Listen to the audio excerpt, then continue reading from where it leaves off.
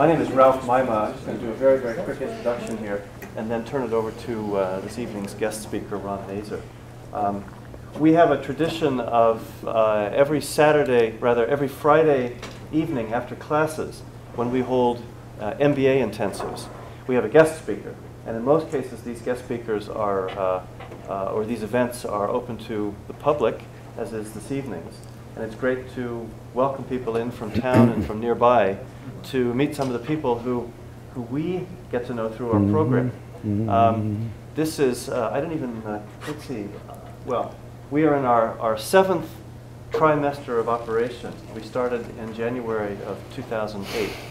And we've had a wonderful series of different speakers come and talk to us about all kinds of different topics that in one way or another relate to what we're trying to do with this MBA program, which is to learn how to manage for sustainability. This evening's speaker is Ron Nahser, and I'm going to turn it over to him in just a second. But Ron was, up until about a year ago or so, the provost of the Presidio School of Management in San Francisco. And for us, that's a very significant institution and program and experiment, because Presidio launched its sustainability-oriented MBA in, I believe, 2003. 2003, yeah. And was that the year that you came on board? You probably came on board in 2004. 1 year later. And so Ron was there for 5 years as the provost, and he saw the program grow from a total enrollment of less than our program has today, up to the large and nationally known program it's become today.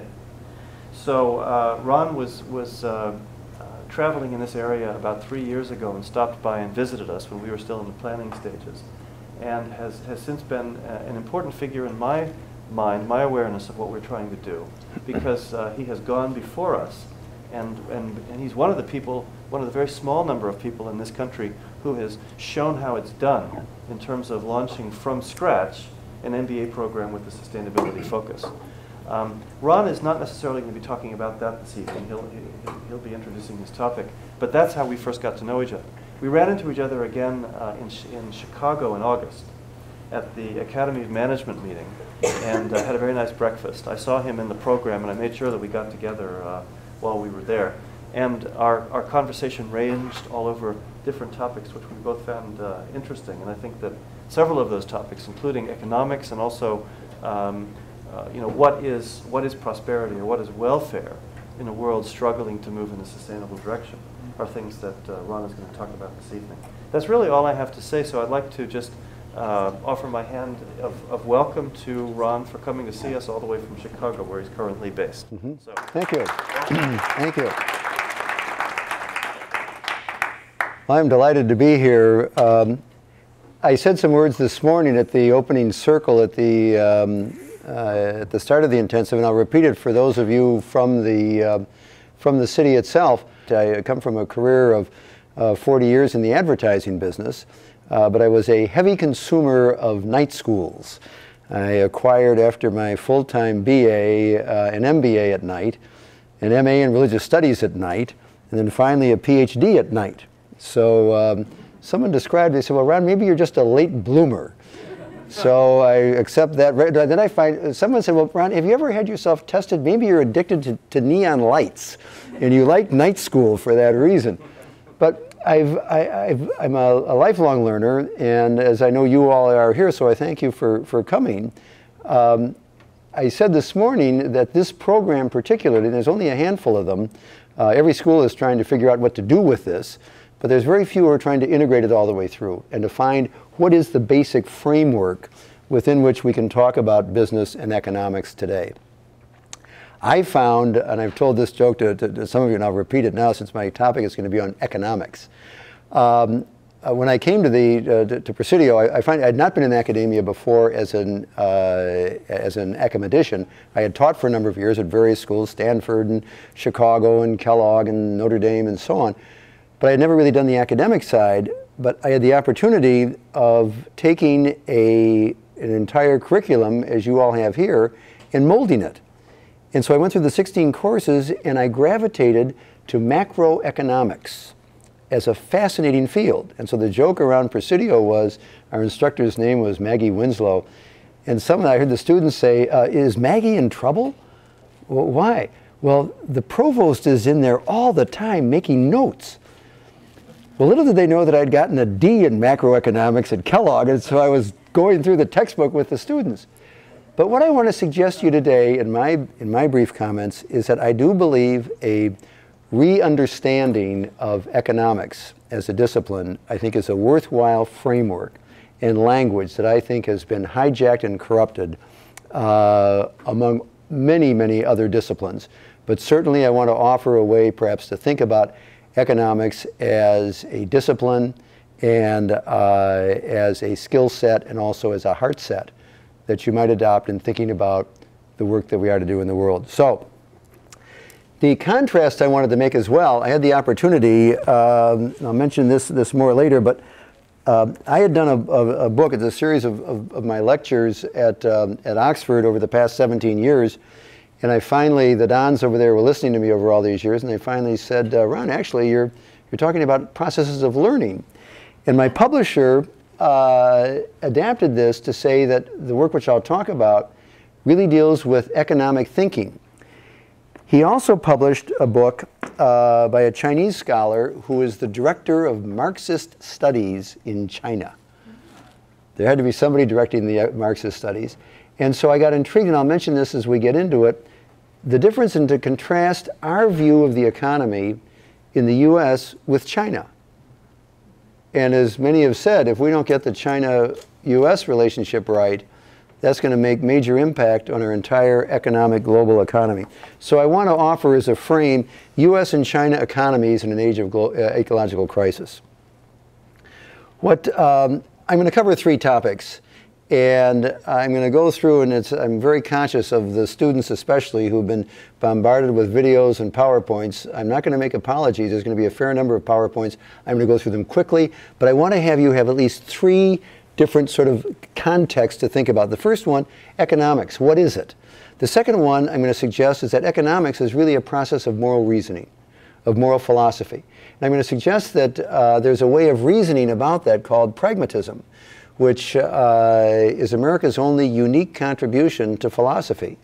And it's a method of reasoning, and I think it'll be a way of linking that with moral philosophy back to economics. Then the third, I'm going to tell a couple of stories of students, of people I've met, and a different bit of background on China and the US. So, to begin, Alfred Marshall, one of the great modelers, probably the first real modeler of economics in the 19th century.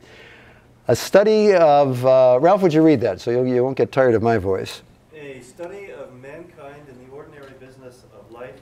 It examines that part of individual and social action which is most closely connected with the attainment and with the use of material requisites of well-being.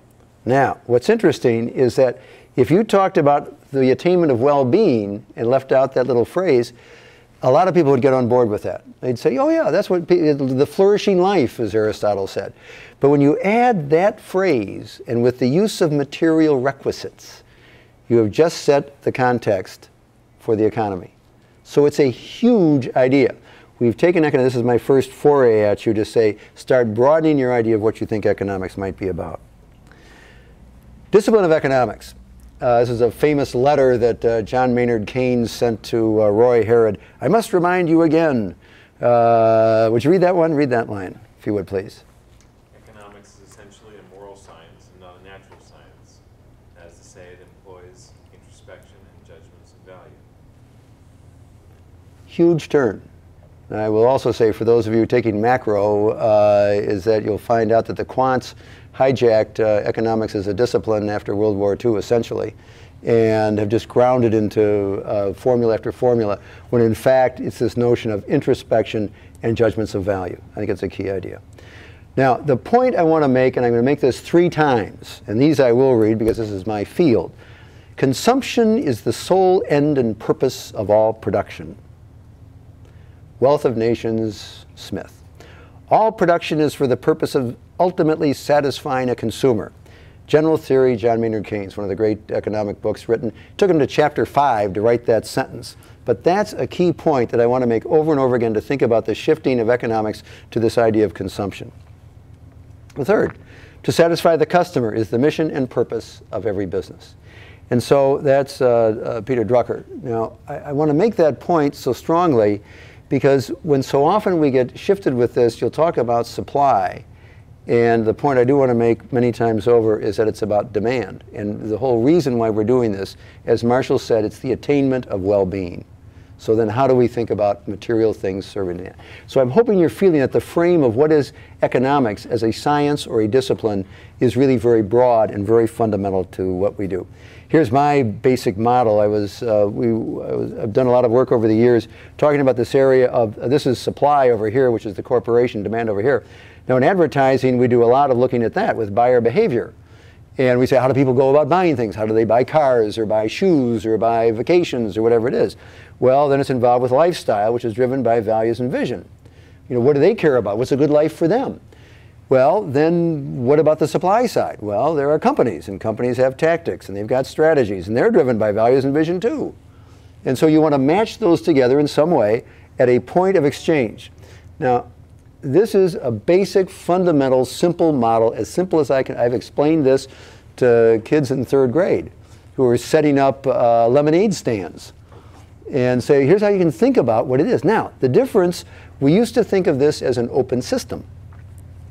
Now we're saying it fits within society, which then fits within the environment. And that's, again, just a simple model to get a very clear way of talking about how you might think about how the economy works. It's that simple. I mentioned lemonade stand. One of our clients is Solo Cup, you know, the party cups, the plastic 16-ounce cups. If any of you college students have held a beer at a plastic cup, it was likely a Solo Cup. We were doing a project literally for lemonade stands. And, you know, we send in some, you know, coupons and you get a little lemonade stand with some cups. And so I was at graduate school at the time, and I thought, well, we should help the students think about, you know, what does it cost? They should actually pay their parents some money for the sugar and the lemonade, and they should think about where to put it. And I wrote this little piece about who the market is, and if there are other kids selling it, and what is their price, and put it next to the bus stop on a hot day. I got through with it, and I went, that's an MBA. And so business basically is a very simple idea, which we get very complicated. So I wanted you to keep track of that. Here's my favorite line. This is one. So when we talk about what would you suggest to fill the dark, empty spaces in my soul?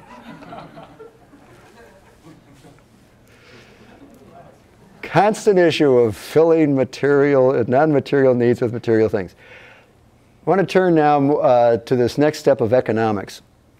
This is a Chinese symbol. The two of us were over, Xiaopeng is in Beijing, and the publisher arranged our book tour. I said, can't I go to like Boston? No, we went to Beijing, Shanghai, and Hong Kong.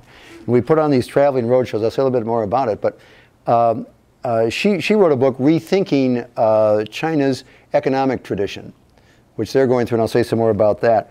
One of the scholars came up to me and he said, well, Ron, do you know what the word economics in Chinese means? I said, well, no. And he said, well, you drew that. And I've shown this to probably, I don't know, 30 Mandarin speakers, both American students over there as well as people, homeland Chinese. They'll tell you that that means economics. Jinji, economics. It's in the paper. You see that, and it means economics. Well, one scholar told me, he said, well, actually, it's really two symbols. As you know, they have characters, ideograms. It means weaving and benefiting, Jinji. Now, we'd forgotten that. But he said, that's really the way it should be written. Then another scholar told me, well, actually, we usually do it in fours or sixes, which is sort of, when you see a lot of the statements, they'll have it in fours. It means weaving the fabrics of society for the benefit of people. What have we lost by the distillation of it down to a simple discipline, to an idea? So that struck me. Now, what do we know about economics? This is one of my favorites. Would you read that one? Today we have involved ourselves in a colossal muddle, having blundered in the control of a delicate machine. the workings of which we do not understand. John Maynard Keynes' The Great Slump, 1930. Isn't that a wonderful statement? And if you change one word, which I know a lot of us talk about here, if you put down organism, I would say that that is as good a definition of what we're about today and the whole reason why we're doing the kind of thinking that I think is so advanced at a place like at Marlboro and other schools in order to realize we are not trying to understand a machine. It is an organism with all the things that John Ehrenfeld and others talk about as a way of an emergent system. It's that whole idea, but it's a huge idea, and it's been around at Keynes. Now, I'm going to move very quickly through this. We have Smith and Marx over here, and then we have Lao Tzu and Confucius over in China. Now, I offer those not as trivial examples, but those voices are still around. Marx and Smith are still around in this country. If you think Marx is dead, go down to South Latin America, the work of Ferdinand de Soto. You go over to, people always ask me, well, Ron, when you were over in China, I mean, they're not doing Marxism. I was telling someone earlier, I was gave one of our talks at the Central Academy of Socialism in Beijing. You can't find it on the map. It's like the CIA. And we're giving this talk in Beijing, and one fellow leaned over and he said, Ron, you are in the safest building in China. And this is where they train all the bureaucrats. I heard Marx from morning till night. So it's alive there. But what we were looking at, and what I attempted to work with some scholars over there, and I'll say a little bit about it, was Lao Tzu and Confucius. These are very deep ideas that were building the economy. China was fooling around with a controlled economy in the 3rd century AD. I mean, these are not new ideas. They were trying to figure out how to price rice, and they put, controls on it, and they let the market go. So this culture, I want to tell you just in terms of getting kind of a mindset of how they're thinking about economics, is far different and older than ours. The Confucian scientific method. If you look at Confucius, as you know, he was one of the great scholars and set up the whole process of testing, which was one of the great breakthroughs of meritocracy. While they still had, obviously, the emperor, they had a very strong meritocracy, as you may know. And his method of going through this was essentially, now I don't, again, know the Chinese words, but it was learning, asking, thinking, analyzing, acting. I looked at that and I thought, and they actually called it their scientific method of the way of learning.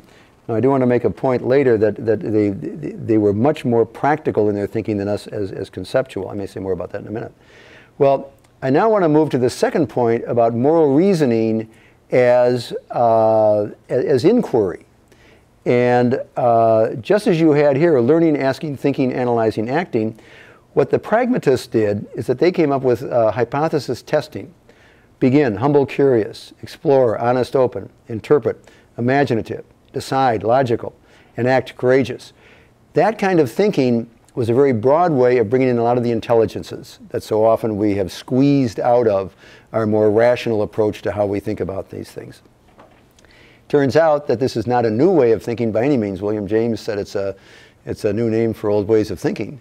And when I got over to China and listened to these people talk about it, I thought, my gosh, this has been the same process that they've gone through. They've taken it in a couple of different areas, which I may talk about in Q&A. So what we came up with in a piece that I've been fooling around with for some time is how do you do it?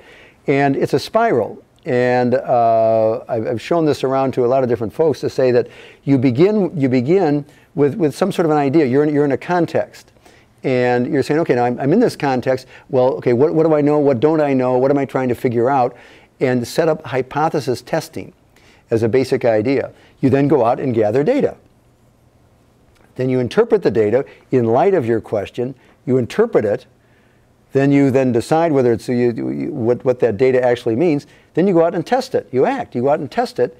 And so often you begin again. It's a constant process. And what the pragmatists found out is that learning is starting in a position and then moving to another position and saying, I thought this, now I think that. So the pragmatists came up with the idea of continuity. I won't flog you with that whole idea, but what's been missing so often is that we're moving through, we're learning constantly to develop our way of thinking. Now remember, we're in step 2. I want you to still keep economics in the background. So you're thinking about, okay, how does the economics work? And now we're moving into this idea of moral reasoning. So think about how I then will bring this moral reasoning into the idea of how we think about the economy. Let me give you a beginning statement of what that might look like. It will require careful study to determine whether equities and stock market are good or bad for socialism. So that means we must try them out. Anybody care to guess who said that?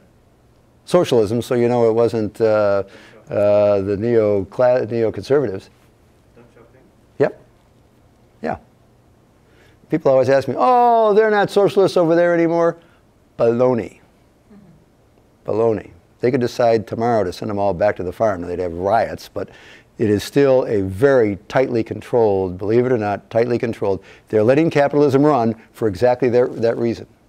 But they're watching it. And I'd be happy again to talk more about this, because the difference of how they're thinking about it is they're very concerned. They're essentially saying Marx's critique of capitalism is as true today as when he said it. And they can see it over there. They're getting billionaires. People are going, well, yeah, but okay, now how do we control this? And all the money pouring in, and you can read the Financial Times to all the, they're going into, private equity funds are over there and all the rest.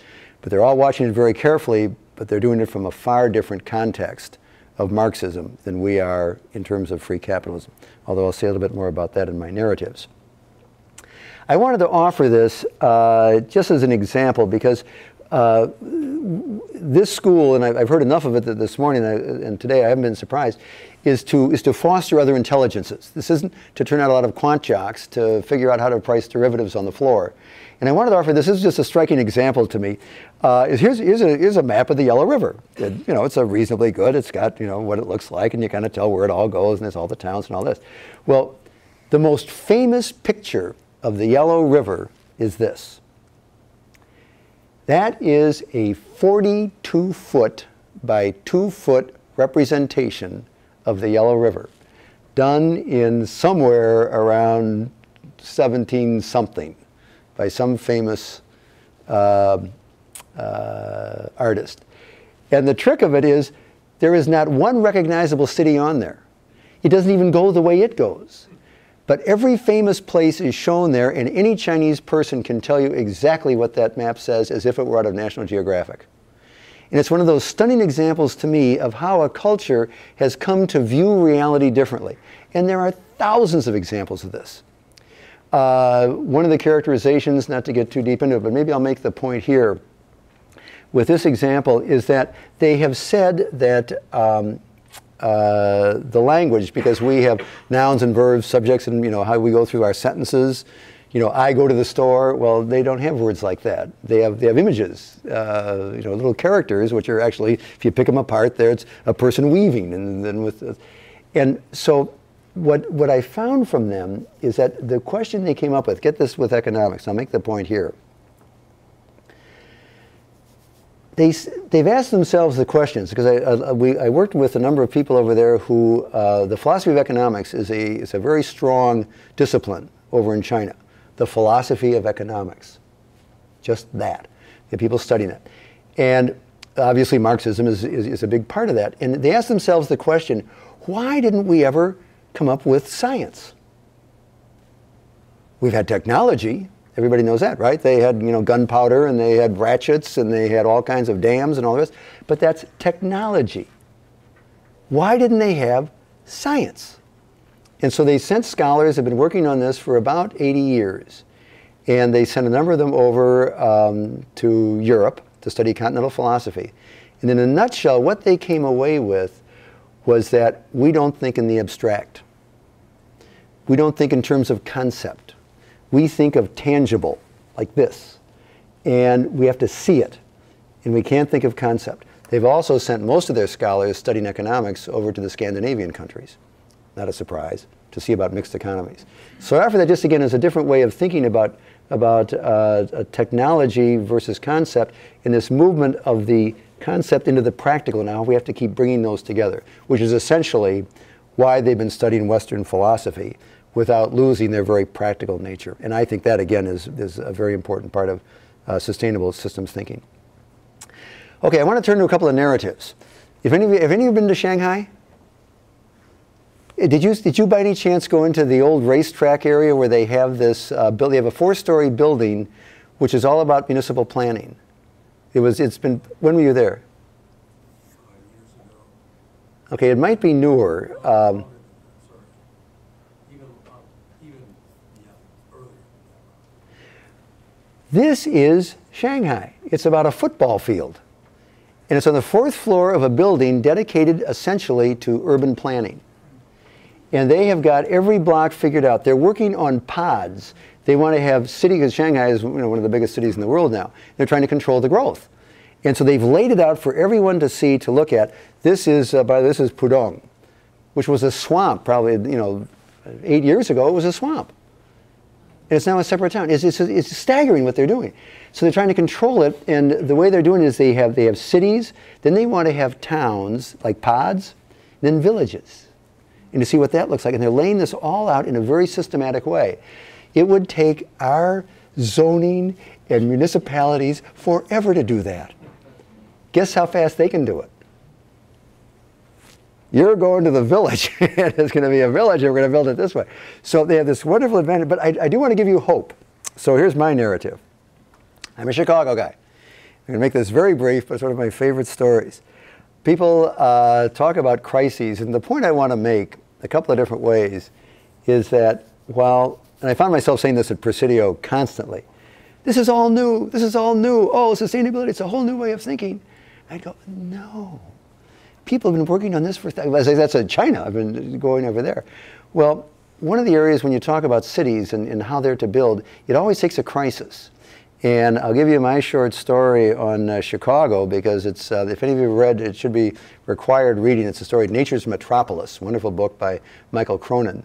The story of how Chicago built as a hub. I feel like it's a hub with everything going through it. Well, the city was a mess in 1886. 1871 was the fire, of course. And in 1886 was the Haymarket Riot. Now, if any of you study labor law, labor history at all, turning point. Tore the city apart.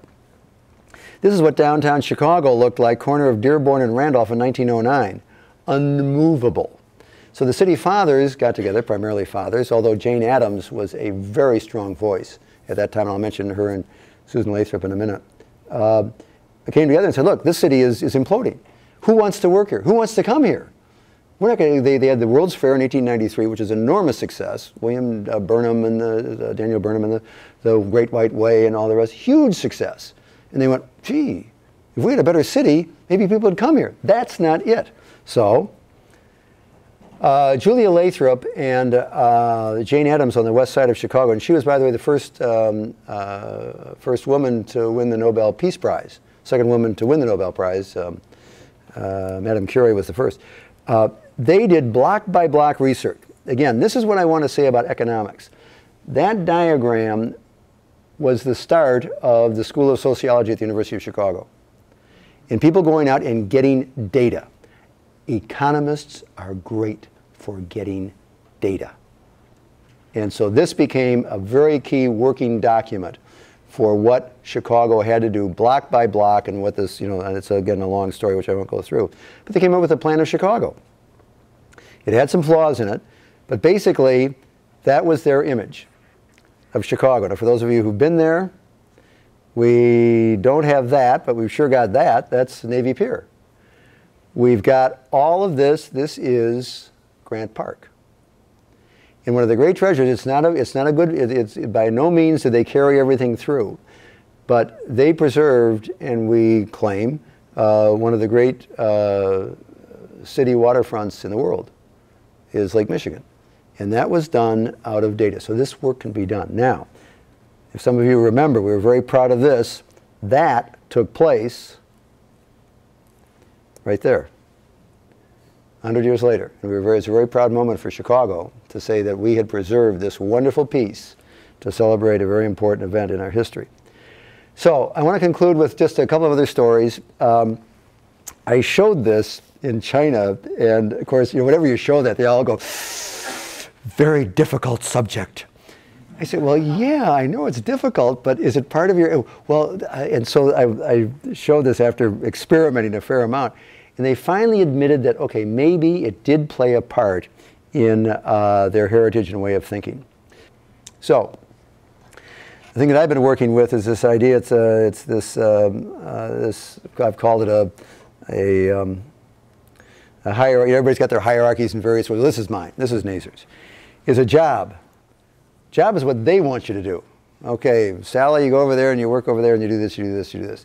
What's fascinating to me is a career is what you want to do. Now, I sat through your class, those of you who took the PLD, is that the real piece is to keep thinking, okay, this is what I want to do, but is this really what I want to do? Is this what I really want to do?